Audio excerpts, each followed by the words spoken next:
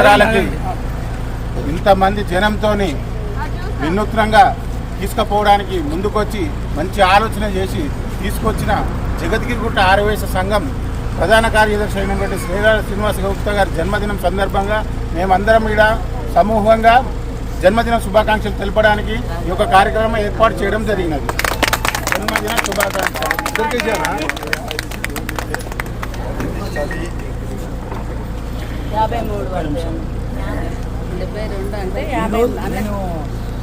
ఈరోజు మనం ఇక్కడ జన్మదినం మనం జరుపుకుంటున్నామంటే మనకు రాసి పెట్టింది అనుకో.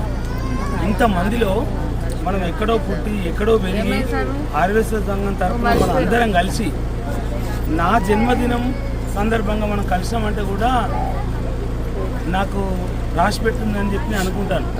కాబట్టి నేను ఏమన్నా అంటే రాసి పెట్టిన దాని గురించి కూడా ఒక చిన్నగా చెప్తాను. చిన్నగా 2 నిమిషాలు అందరేనండి.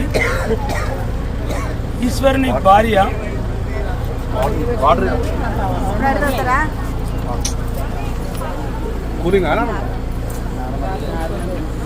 భార్య ఒక చిలుకను పెంచుకుంటుంది. ఆ చిలుక ఆమెకు చాలా ప్రేమ ఉన్నది. ఆమెకు ఎంత ప్రేమ అంటే ఆ చిలుక ఉంటేనే ఆమె ఉంటుంది, ఆమె ఉంటేనే చిలుక. అయితే ఏమైందంటే ఆ చిలుకకు ఒకసారి జబ్బు వస్తుంది. జబ్బు వచ్చి ఆ చిలుకకు చనిపోతుందని చెప్పి డాక్టర్ ఆమెకు చెప్తారన్నమాట. ఆమె ఈశ్వరుడితో చెప్తుంది చిలుక చనిపోతుందట, నాకు ఆ చిలుక ఉంటేనే నేను ఉంటా, లేకపోతే నేను చనిపోతా అని చెప్తే ఈశ్వరుడు అంటాడట, అదే మహాభాగ్యం, మనం బ్రహ్మ దగ్గరికి పోదాం, దాన్ని కాపాడదామని చెప్పి చిలుక కాపాడితే వాళ్ళ భార్య కూడా బాగానే ఉంటుందని చెప్పి బ్రహ్మ దగ్గరికి పోయిందట. బ్రహ్మ దగ్గరికి పోయిందట. బ్రహ్మ ఏం చేసిండట,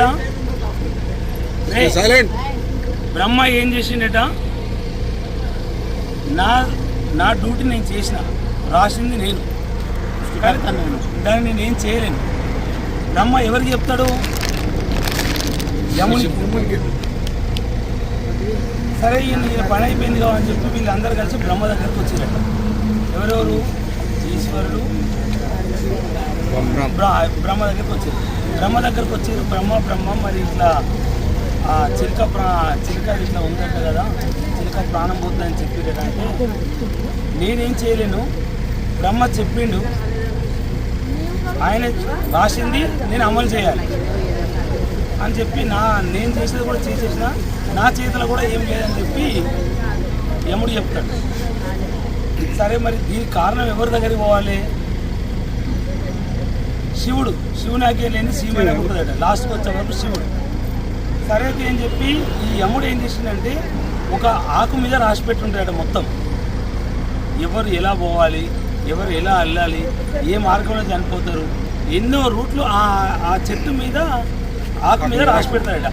ఆ ఆకు ఎప్పుడైతే కింద పడుతుందో అప్పుడు ఆయనకు మరణం సంభవిస్తుంది అనుకోరాదు. సరే అయితే అని చెప్పి ఈ ఇద్దరు కలిసి శివుని దగ్గరకు వస్తారు. శివుని దగ్గరకు వచ్చిన తర్వాత మరి ఎలా అంటే మనం ఇట్లా రాసిందంటే మనం ఏం చేయలేము, ఆయన రాసి పెట్టిండట.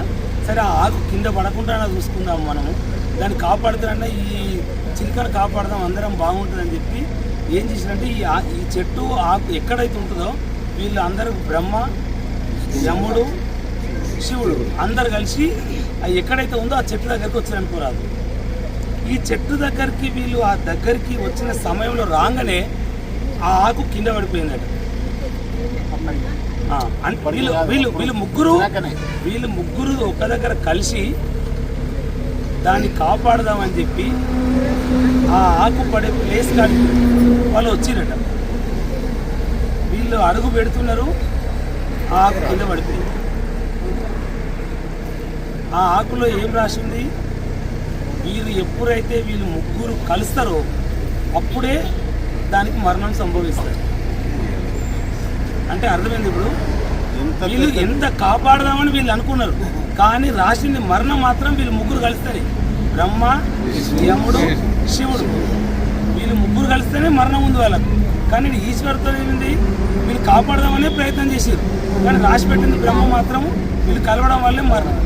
అక్కడ తప్పు ఎవరు లేదు. కానీ రాసింది ఏది జరుగుతుంది అదే జరుగుతుంది, మనం ఏం చేయలేము ఇలా. మనకు కూడా వాళ్ళు ఇక్కడ తీసుకోవాలని చెప్పి ఇక ఉంది కాబట్టి మనం ఇంత మధ్యలో